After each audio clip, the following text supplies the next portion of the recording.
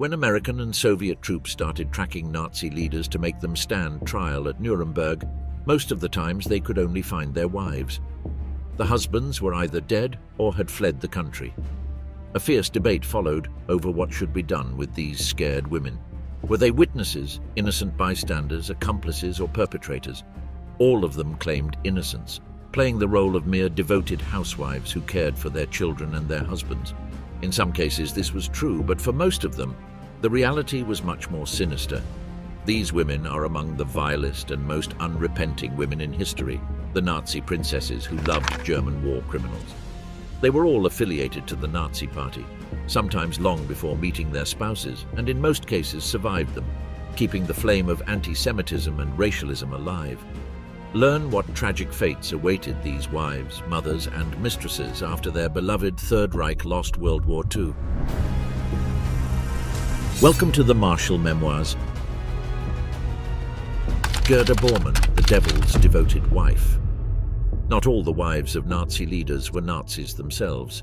Gerda Bormann, however, was absolutely devoted to the ideology and the party of Adolf Hitler and was arguably the first Nazi princess in history. She was born in 1909 in Konstanz in a family of Nazi enthusiasts. It was his father, Walter Buch, who introduced young Gerda to Uncle Adolf.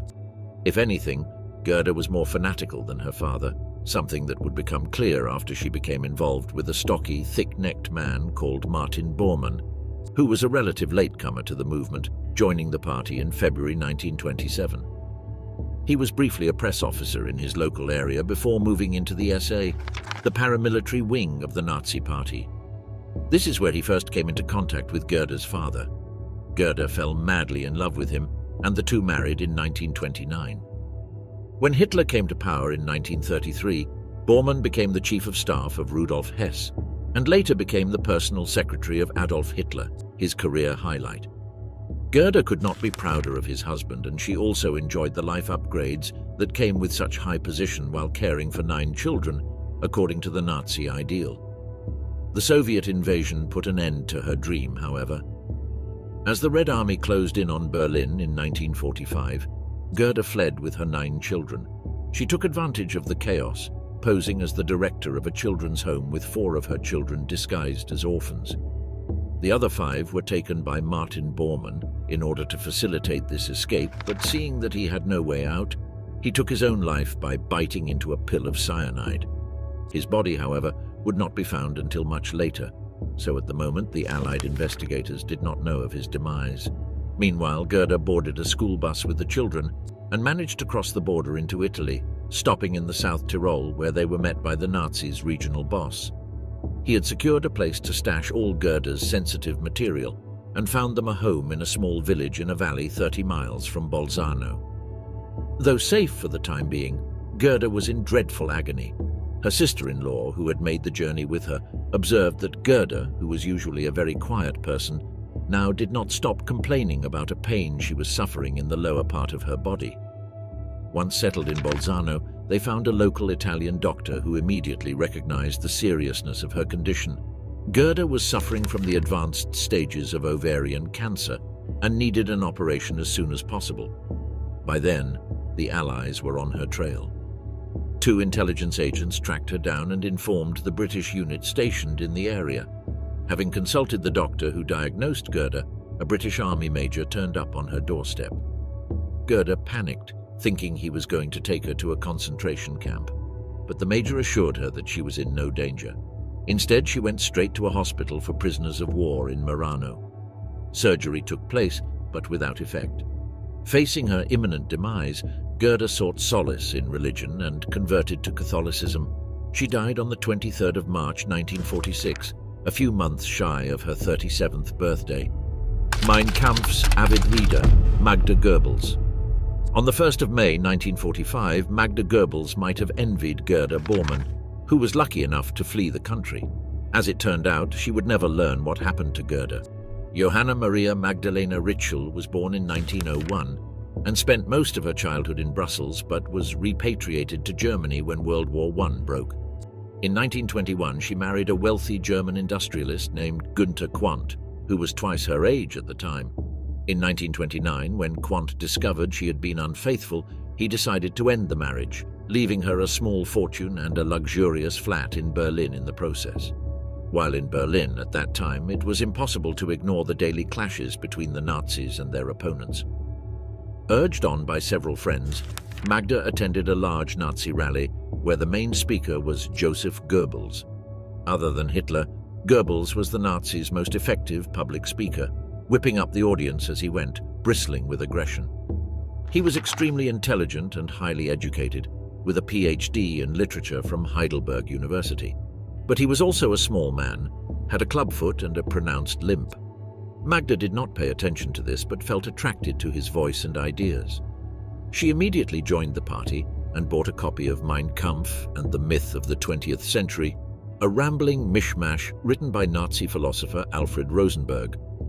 Magda quickly became leader of the local Nazi women's group, but her presence caused friction with the other members, who objected to taking orders from such an overprivileged lady.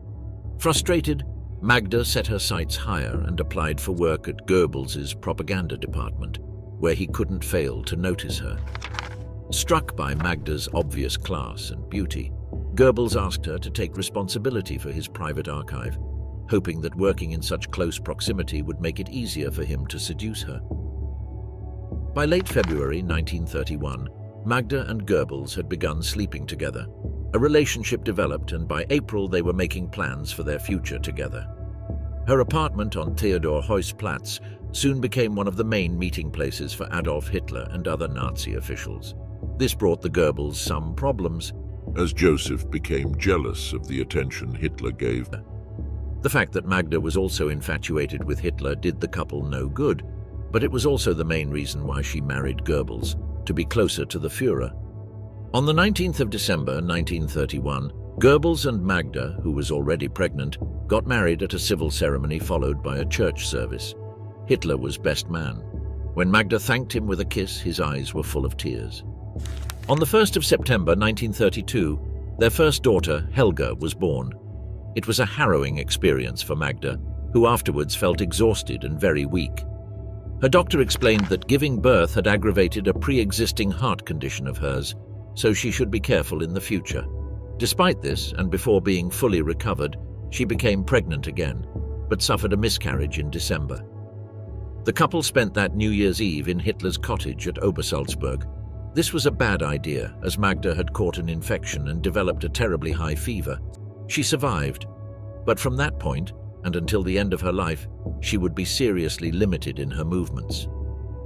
During the war, Magda trained as a Red Cross nurse, despite her weak heart and delicate health, which forced her to spend long periods bedridden at home.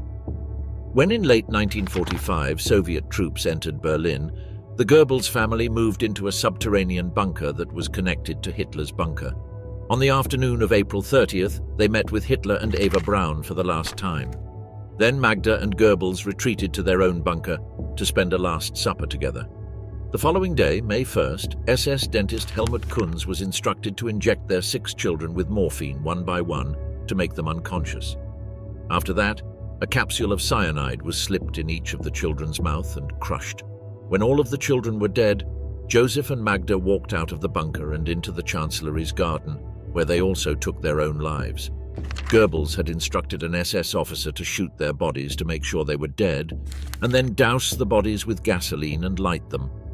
Their charred remains were found the following day by Soviet troops. Philosophy, literature, and mass murder. The life of Ilse Pröll.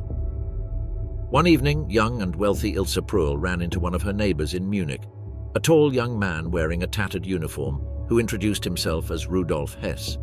She was immediately struck by his appearance, the thick eyebrows, the sunken eyes, and haunted expression. She was instantly attracted to him. Whether the 26-year-old Hess had a similar reaction is impossible to say.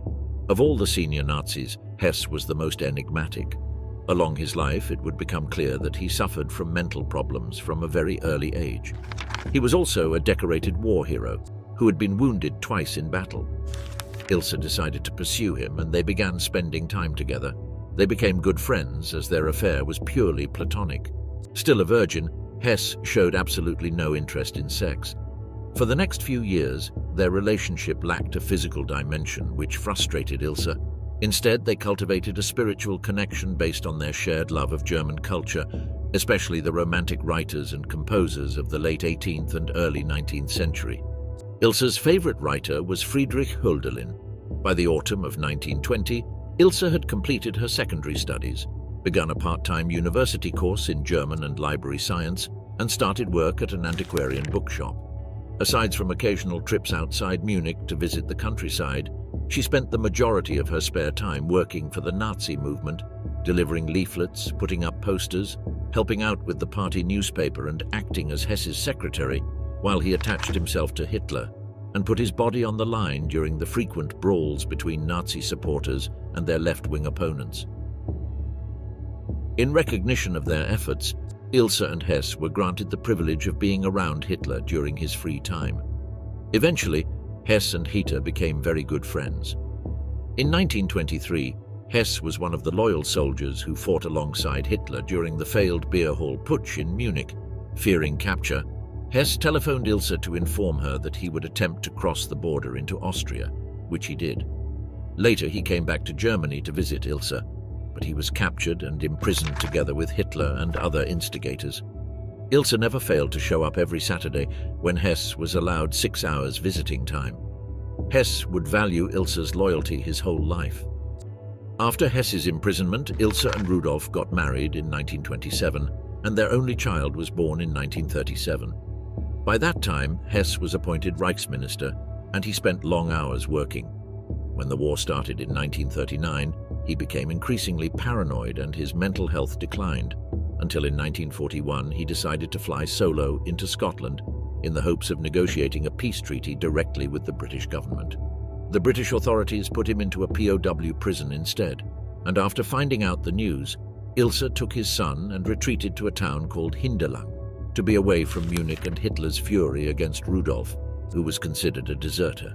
Rudolf Hess was one of the first Nazis to be prosecuted and sentenced in the Nuremberg Trials, and on the 3rd of June 1947, Ilse Hess was arrested in Munich. Like all the wives of the war criminals condemned or executed during the Nuremberg Trials, she was transferred to an internment camp in Göttingen. On the 24th of March 1948, she was released and settled down in the Bavarian Alps, where she opened a guest house in 1955. Rudolf was serving a life sentence in the Spandau prison, which she visited in the weekends. Ilse had always been a dedicated Nazi. Until her death at the age of 95, she remained loyal to Hitler and his views, and after the war she became a well-respected author. She published a popular book in 1952 and followed it up in 1954 with a book titled Rudolf Hess, Prisoner of Peace, the first of a series of collections of her correspondence with her husband. Upon his death in 1995, he asked to be buried next to his husband in Wunsiedel, Bavaria. Margaret Himmler, the silent collaborator. Margaret Boden met Heinrich Himmler during a 3-hour train journey from Munich to Berlin. They struck up a conversation, and by the end of the ride, a connection had been made. Having gone their separate ways, they began exchanging letters, an almost daily habit that would continue throughout their relationship, largely because they were more often apart than together. Margaret was 8 years older than Himmler. From a comfortable landowning family, she was just old enough to join the German Red Cross in 1914 and become a nurse. After completing her training, she was deployed to a field hospital. Soon after the war ended, she married Himmler.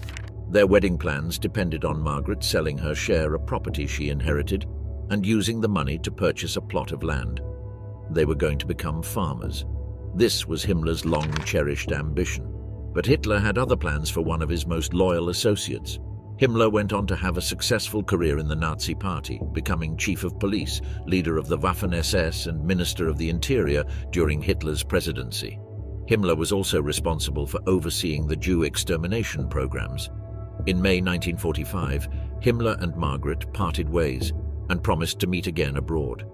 Himmler was captured and bit into a cyanide capsule, dying almost instantly.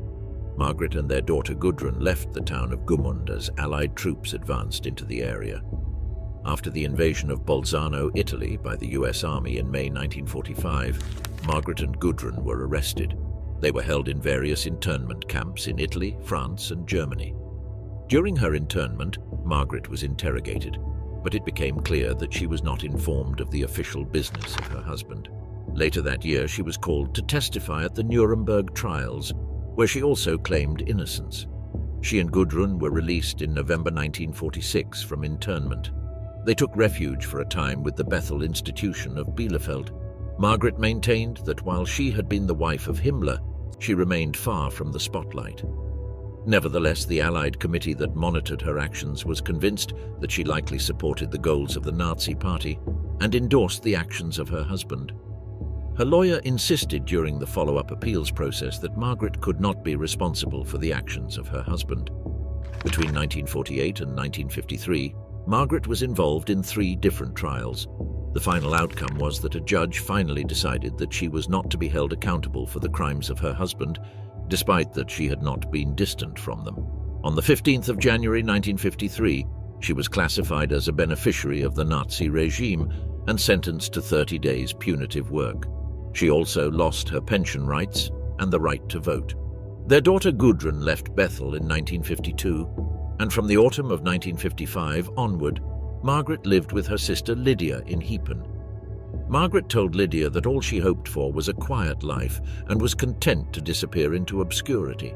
That is exactly what she did, and when she died on the 25th of August 1967, at the age of 74, she took all her husband's secrets with her, including all his affairs. Sleeping with evil, Hedwig Potthast.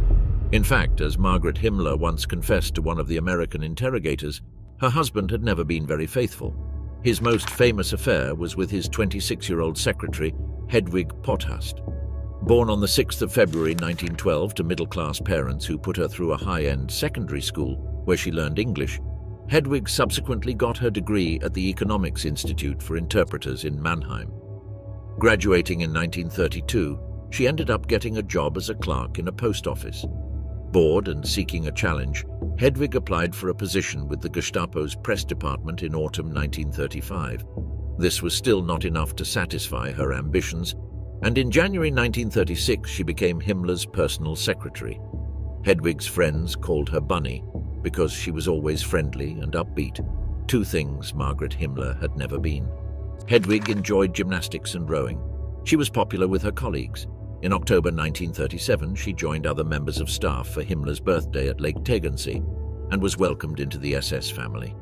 As they worked in close proximity, Hedwig and Himmler's relationship developed, and sometime over Christmas 1938, they admitted their feelings for each other. Himmler discussed his affair directly with Hitler, who was famously avert to marriage but also to divorce. He recommended Himmler to continue the relationship, but secretly. For some reason, Himmler did not do this. Instead, he told his wife in 1941 that he had a mistress and that he wanted to have children with her. Margaret was sorely bitter, but nonetheless accepted the fact and continued being Himmler's wife. Hedwig had to resign from her duties in 1941, and the Nazi Party found her a place to live in the Mecklenburg Forest, about an hour north of Berlin. Hedwig and Himmler had 2 children, a boy and a girl. In 1944, he bought her a cottage near Berchtesgaden, where Hitler's famous Eagle's Nest was located. There she led a bizarre life. Once she was visited by Gerda Bormann and her children. According to Gerda, after tea, Hedwig invited them all to the attic to see something special, furniture made from human body parts. Hedwig explained in detail the process behind the construction of a chair whose seat was a human pelvis, and the legs were human legs that sat on real human feet. Hedwig also had copies of Mein Kampf bound with human skin that had been peeled off the backs of Dachau inmates. Gerda remembered that Himmler tried to give Bormann a similarly unique edition of Mein Kampf, but he refused to take it. Gerda said it was too much for him. After World War II, Potthast remarried and lived the rest of her life outside the public eye. In post-war interviews, she refrained from answering questions about Himmler's involvement in war crimes committed by the Nazis or about her own knowledge of them. When she learned about the death of Himmler on the radio, she went into hiding, living temporarily with Eleanor Pohl in Rosenheim, Upper Bavaria. She was arrested that same year by members of the US Army and interrogated for several days in Munich. She claimed complete innocence and wasn't prosecuted. For the rest of her life, she remained quiet about his involvement with Himmler and away from the press. When Himmler's daughter Gudrun found out about her and about her half-siblings, she tried to make contact with them, but Hedwig refused it. Little information of his post-war life is known, apart from the fact that she died on the 22nd of September 1994, aged 82, in the city of Baden-Baden. Gudrun Himmler, the angel-faced neo-Nazi. The third Himmler girl was Gudrun, Heinrich and Margaret's only child. She was famous among his father's acquaintances because everyone thought she embodied the ideal of the pure German race, with her blonde, braided hair and her delicate facial features. As the only child of one of the most prominent families in the Nazi cabinet, she enjoyed a luxurious and happy childhood until the end of the war. As did other Nazi princesses, she and her mother would try to sneak past the southern border into South Tyrol. But as explained before, on the 13th of May 1945, Margaret and her daughter were discovered in the Tyrol and taken into custody by the Allies. They spent 2 nights at an American-run hotel near Bolzano, 1 night in Verona, flew to Florence and ended their journey in a British-run camp and interrogation center near Rome, where they were the only female prisoners. From Rome, she and Gudrun were transported to Nuremberg. On arrival, Margaret was strip-searched, and a vial of potassium cyanide was found stitched into the shoulder padding of her coat. Margaret and Gudrun were placed in a bare cell with 2 planks for beds. Recognizing that Nuremberg jail wasn't exactly an ideal environment for a teenage girl, Colonel Andrus from the US Army attempted to make Gudrun's time there as normal as possible. Nevertheless, Gudrun was interrogated on the 22nd of September 1945. She was asked about her final meeting with her father and whether she traveled round a lot during the war years. The disciplined and angel-like Gudrun replied that she'd spent the last 5 years either at home or at school. She talked briefly about her tour of the Dachau herb plantation, and when she was questioned about whether her parents had ever discussed their post-war plans or anything else of significance, Gudrun's response was that they never told her anything at all. The interrogators believed her. After the war, Gudrun married far-right propagandist and author Wolf-Dieter Burwitz, who later became a party official in the Bavarian section of the far-right National Democratic Party, or NPD. Now turned into a bona fide Nazi princess, Gudrun became an advocate for far-right causes. She found validation among the ranks of Silent Help, an organization that helped former SS members. She worked tirelessly on its behalf for over 40 years, and its members treated her with a degree of respect and admiration that bordered on reverence. At the same time, Gudrun helped to set up a barely legal neo-Nazi group for her own generation called the Viking Youth. In 1958, Gudrun attended a gathering of SS veterans and fellow travelers held in Austria near an ancient Celtic site deep in the Bohemian forests. Gudrun was the guest of honor at what would become an annual celebration of her father's achievements. From 1961 to 1963, she worked under a fake name as a secretary for West Germany's Bureau of Intelligence, or BND. At the time, the agency was headed by Reinhard Gehlen, an American recruited general who hired, among others, ex-Nazis to work for BND based on their connections and experience with Eastern Europe and anti-communist activities.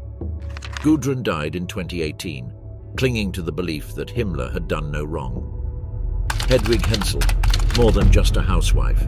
Not much is known about Hedwig, the wife of Rudolf Höss, commander of the death camps at Auschwitz, apart from the fact that she was always a very reserved and quiet woman. Her life came into scrutiny recently, as it was the main topic of Jonathan Glazer's award-winning film, The Zone of Interest. There she is portrayed as a typical German housewife who was in charge of a large household while her husband worked long hours.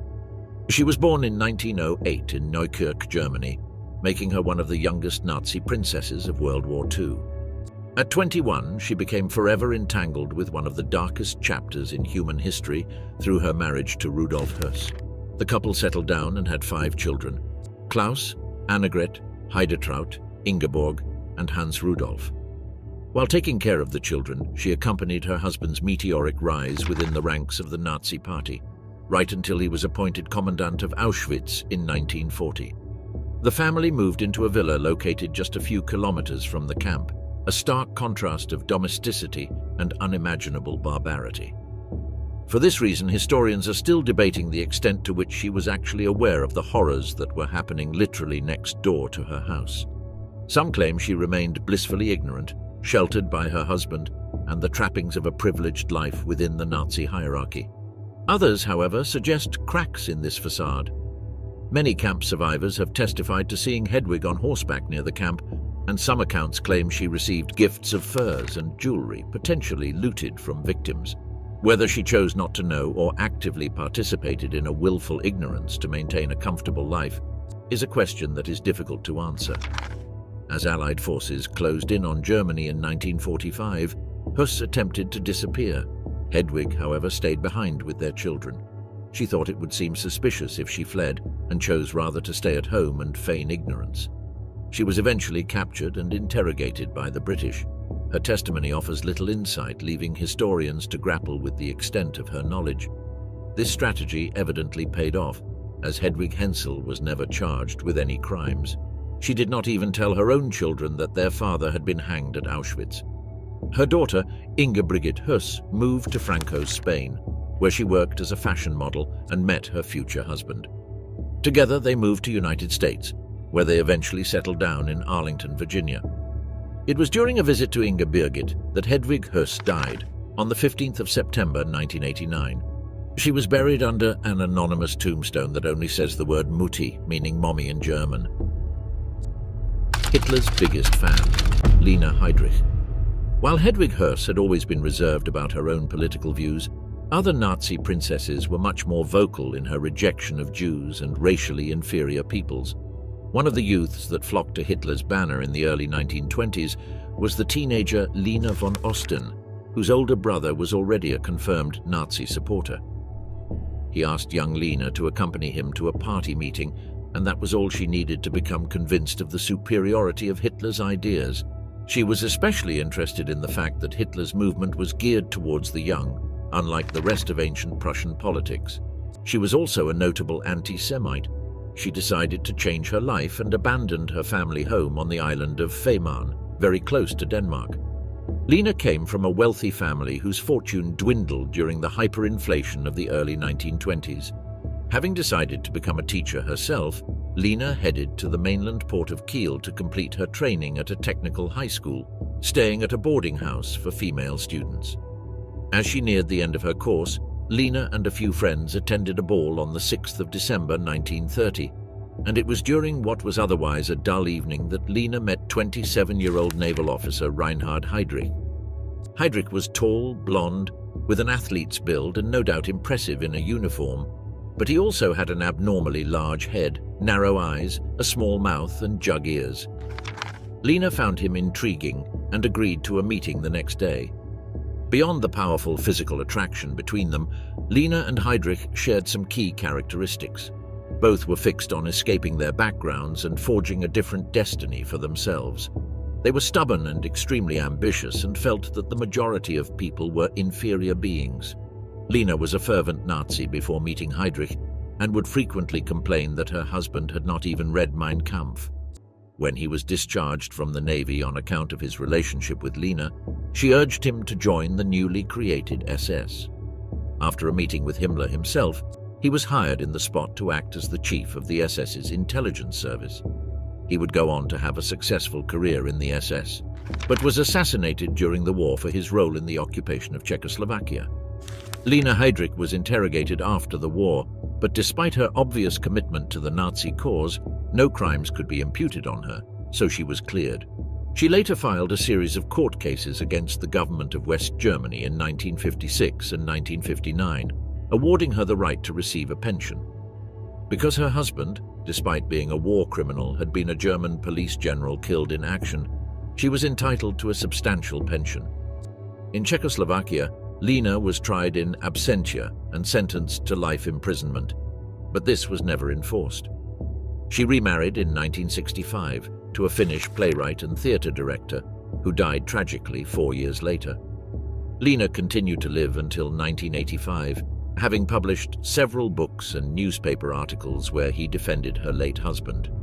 The two wives of Hermann Göring. Hermann Göring is the only man in this list to have married twice. Nazi officers had to follow a strict code of conduct, which meant they needed to keep their affairs private, and if they married someone, divorce was never an option. Because of Göring's elite background, Hitler considered him a valuable asset. He could open doors to the military elite and aristocracy. These were local power brokers who could help Hitler realize his immediate ambition to use Munich as the starting point of a national revolution. When they were introduced in late 1922, Hitler himself invited Goering to join the movement. Goering was not particularly convinced of Hitler's ideas, but he was deeply moved by the Führer's ability to mobilize the masses. In this sense, the fledgling Nazi party offered Goering an opportunity to be a big fish in a small pond. But it was Goering's new Swedish wife Karin who sealed the deal. Already a confirmed anti-Semite, Karin worshipped the ground Hitler walked on. To her, Hitler was like a mythical superhero from a Norse legend. Karin did everything in her power to cement the relationship between the two men, and she succeeded as Goering became one of the main Nazi party members, later creating the Gestapo and being appointed commander-in-chief of the Luftwaffe, Germany's air force. Goering would always remember how supportive his first wife had been of his career in the Nazi ranks. Karin and Goering's romantic love story was used by the propaganda machine of Goebbels, and the couple would show themselves together around the country to boost the popularity of the Nazi party. But Karin was sickly, suffering from tuberculosis by her early 40s. When her mother, Huldine Fock, died unexpectedly on September 1931, it came as a great shock to the 42-year-old Karin. Although her health was still fragile, she went to Sweden for her mother's funeral, but suffered a heart attack the very next day at Stockholm. Goering was informed and immediately joined her there, staying at her side until she died of heart failure on the 17th of October 1931, 4 days before her 43rd birthday. Goering continued to ascend the ranks of the Nazi party, as it was what Karin would have wanted. During one of his tours, he met 38-year-old actress Emmy Sonnemann. Emmy was quite the opposite to Karin in everything but in beauty. Emmy liked to portray herself as an artist with no feeling for politics and claimed she did her best to avoid discussing Goering's work. She was much happier talking to him about theatre, books, paintings, and human relationships. She had wanted to be an actress ever since she saw a production of The Merchant of Venice when she was 12. Her father, an affluent entrepreneur who owned a chocolate factory, was against her acting career, but her mother was more sympathetic. Despite her pretended disinterest for politics, Emmy Goering was nicknamed the First Lady of the Third Reich. Thanks to Goering's contacts and Goebbels' propaganda machine, Emmy became one of the most respected and well-known actresses in the Reich. Like Goering and Karin before, now Goering and Emmy were the first couple of the Reich. But this also sealed her destiny. Lena Heydrich may have been a convinced Nazi, but despite her disinterest for politics, Emmy's high profile earned her a conviction to 1 year in jail after the war, and she had 30% of her assets seized by the Allied government. She was also banned from the stage for 5 years. Some years after her release from jail, Emmy Goering settled down in a very small flat in the city of Munich and remained there for the rest of her life. Hitler's toxic love, Eva Braun. In 1930, Adolf Hitler asked his close associate Martin Bormann to meet in secret. He had an important thing to ask him. Once alone, Hitler gave him a task that required secrecy and discretion. He asked Bormann to check out the ancestry of a 17-year-old girl whom Hitler had met at Heinrich Hoffmann's photographic studio, where she was working as an assistant. Hitler had taken a shine to her and wanted to know if she was from good Aryan stock. After completing a thorough investigation, Bormann was able to confirm that Eva Braun did not have a drop of Jewish blood. Hitler was relieved. The only problem was, Hitler already had a romantic, albeit toxic, relationship with his half-niece, Geli Raubal. Geli was only 22 at the time, while Hitler was 20 years older than her. He was extremely protective of her, making Geli feel controlled and under surveillance. After 1927, when Hitler learned of an affair she had with a chauffeur, he determined that she would not be left alone with any man other than himself. This was devastating for poor Geli, who did not know what to do. On the evening of the 18th of September 1931, while Hitler was in Nuremberg, Geli took the gun he'd given her for protection, placed the muzzle against her chest and fired. She fell to the floor, slowly bleeding to death. Hitler felt devastated, but with Geli out of the picture, he was free to pursue a relationship with Eva. Hitler had strong sentiments against marriage, so until the very end of their lives, he denied this possibility to Eva, who requested to get married in multiple occasions. Eva embodied Hitler's ideal of natural womanhood. A true blonde, she was athletic and sporty. She practiced gymnastics and swimming and kept herself in shape. She had almost no interest in politics or the state of the nation. She had few airs or graces and was refreshingly free-spirited. She was emotionally immature and easy for Hitler to manipulate. From her point of view, Hitler was courteous, often charming, indulgent and attentive, while his growing fame flattered and excited her. Eva hadn't yet grasped how cruel and indifferent Hitler could be towards those who dared get close to him. By 1932, she would be deeply aware of his disinterest. Having given herself to Hitler, Eva endlessly waited for him to pay her some attention, but Hitler was barely in Munich during that year. Even when he was, he had precious little time for her. Eva took his absences and silences personally as a sign of rejection. Anxiety turned to despair. Like Gelly before her, she had her own pistol. Leaving a scribbled farewell note, she put the gun to her head and pulled the trigger. The bullet lodged in her neck, just missing the artery. Bleeding profusely, Eva managed to call a doctor who came immediately and got her to hospital, where the bullet was successfully removed. Whether this was a call for attention or an honest attempt to take her life, it worked. Hitler was shocked into action. He vowed that he'd take better care of her. Eva would suffer greatly from Hitler's absences. He often forgot her birthday and cancelled appointments at the last minute. Despite that, Eva would remain at the Führer's side until the bitter end. After Eva's life attempt, Hitler went out of his way to accommodate her. In August of 1935, he rented a 3-bedroom apartment for Eva and her sister. The following March, Hitler bought her a 2-story villa and a new car. More importantly for Eva, she was given the room adjoining Hitler's at the Berghof. It took her a while, and there were continued restrictions on her freedom of movement, but at the Berghof, she came into her own. During the final days of the war, as the Soviet army was fast approaching Berlin, Hitler, Eva, and other Nazi commanders retreated to underground bunkers. Feeling the end draw near, and as a token of appreciation for Eva's many years of unwavering support, Hitler conceded her a long-standing wish of her own. Hitler made his personal secretary, Martin Bormann, conduct a small civil ceremony where he married Eva. The ceremony took place in an enclosed concrete environment. It didn't matter.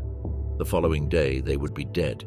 Eva spent the rest of her wedding day saying the final goodbyes to those remaining in the bunker, as news of Mussolini's public execution began to reach the bunker. There was no apparent escape.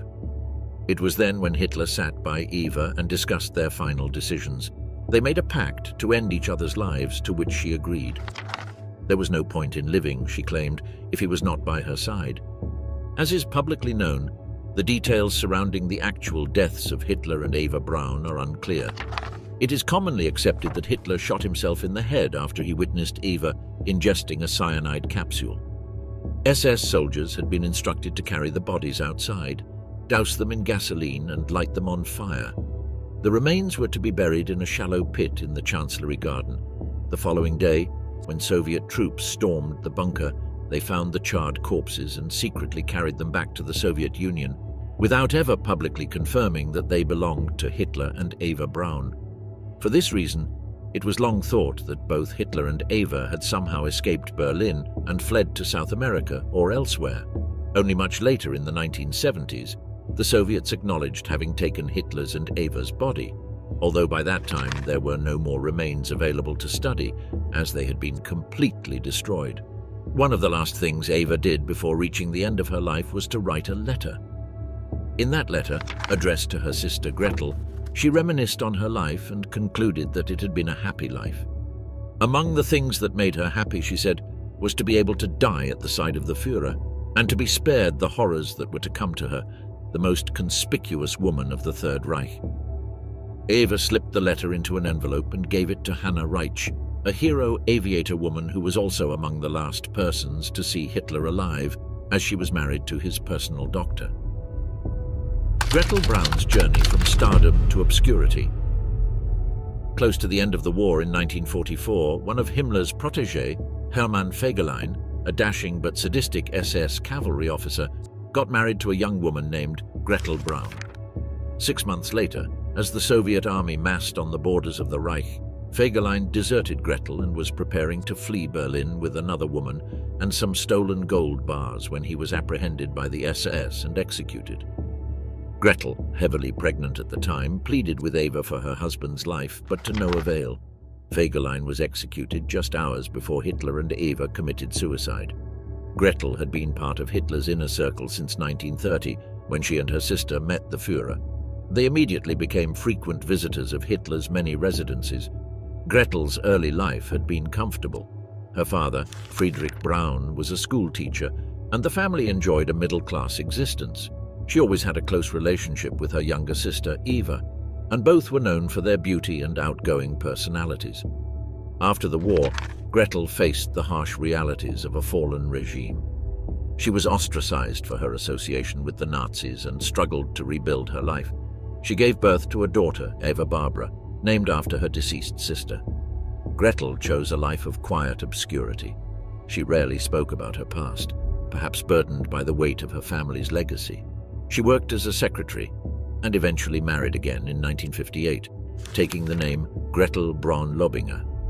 Her daughter, Eva Barbara, tragically lost her boyfriend in a car accident in 1971, after which she took her own life. Gretel Braun passed away in 1987, leaving behind a life forever marked, like many of the women on this list, by her proximity to some of history's most monstrous figures. As in the case of the other so-called Nazi princesses, it may be argued that they were young at the time and simply enjoyed the life of luxury attached to being close to powerful men. But this would be deceitful. The truth is, most of these women, Gretel and Eva included, were accomplices and many times collaborators in the Nazis' criminal endeavors. Far from being innocent housewives, these 12 Nazi princesses were all convinced anti-Semites and racial supremacists. They often supported their husbands, discussed with them the atrocities they were perpetrating in the battlefield and in the death camps, and even pushed them to go further. After the war ended, some like Eva Braun and Magda Goebbels took their own lives, while others faced imprisonment as accomplices to the many war crimes of Nazi officials. Whatever the case was, one thing is certain, and that is that these women were in part responsible for some of the worst crimes in the history of mankind.